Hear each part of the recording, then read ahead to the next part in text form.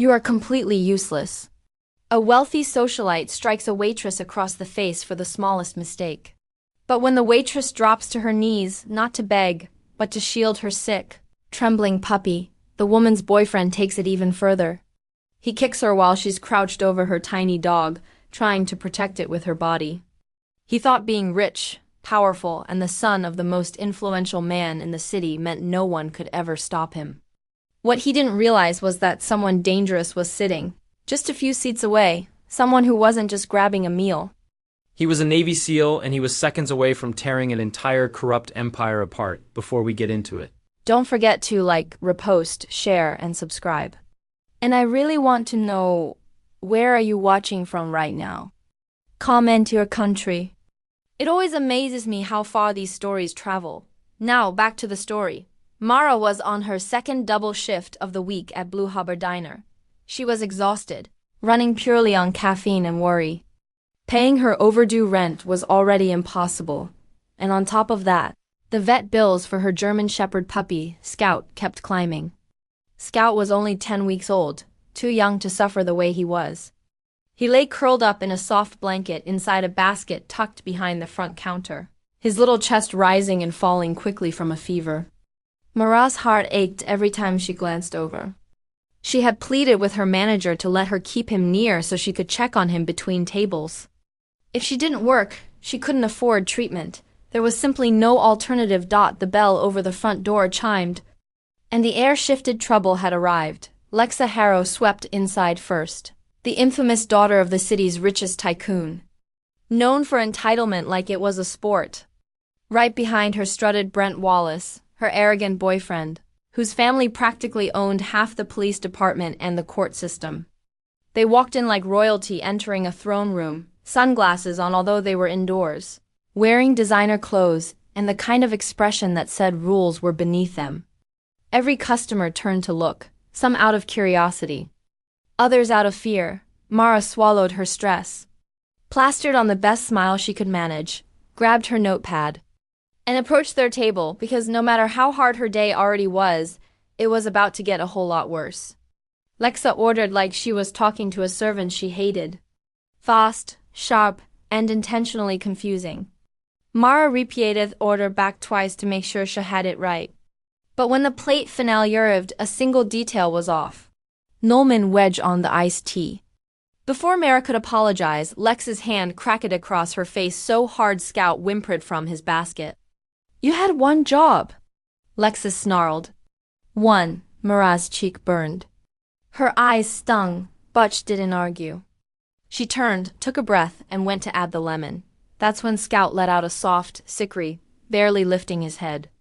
Mara rushed to him, kneeling and gently placing her hands over his trembling body. Brent spotted the puppy. What's that mutt doing here? He barked. He's sick. I just need to keep an eye on him, Mara whispered. Brent stepped toss-nearing. People like you shouldn't be allowed to own dogs. You can't even afford your life. When Scout let out another weak whine, Brent's expression twisted with annoyance. And then he did it. He kicked her hard. Mara curled around her pup, taking the blow with Hirschhalder and ribs, refusing to let Scout hurt.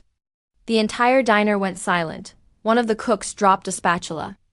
Amather covered her child's eyes.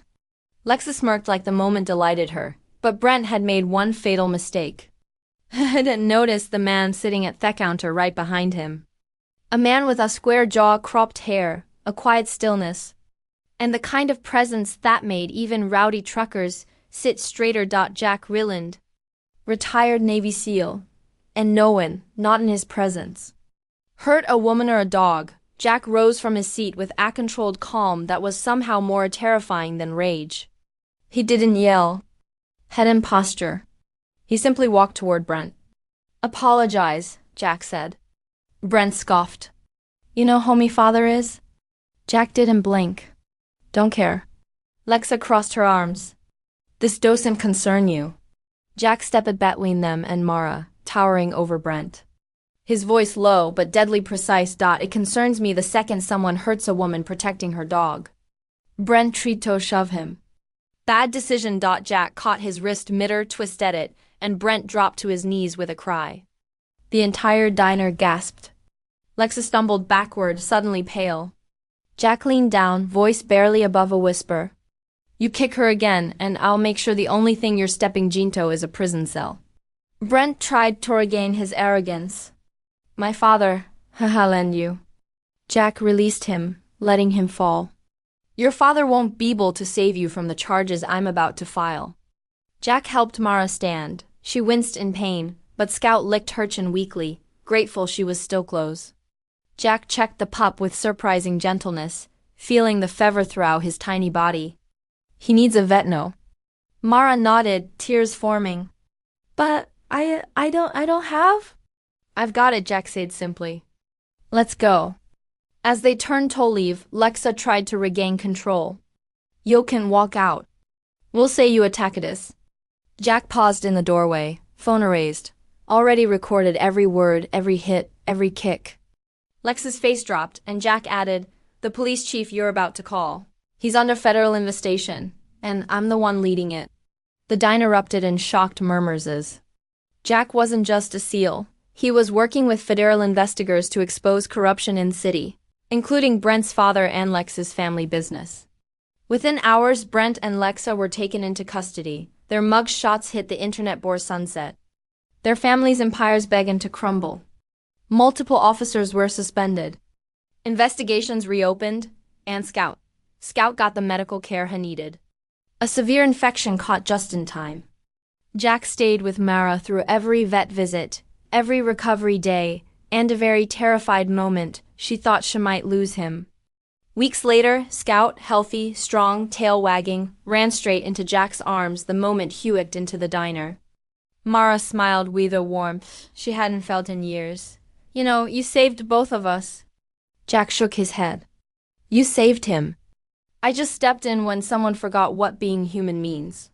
Scout barked happily, nudging their hands together as if deciding their futures for them. An Aina city once ruled by wealth and intimidation. A waitress, a Navy SEAL, and a German Shepherd pup became the start of something that couldn't be bought. Bullied or broken. True justice, real courage, and a new beginning none of them saw coming. This story touched millions of hearts. If it touched yours, let us know with a like, comment yes, and subscribe, or follow for more amazing stories like this.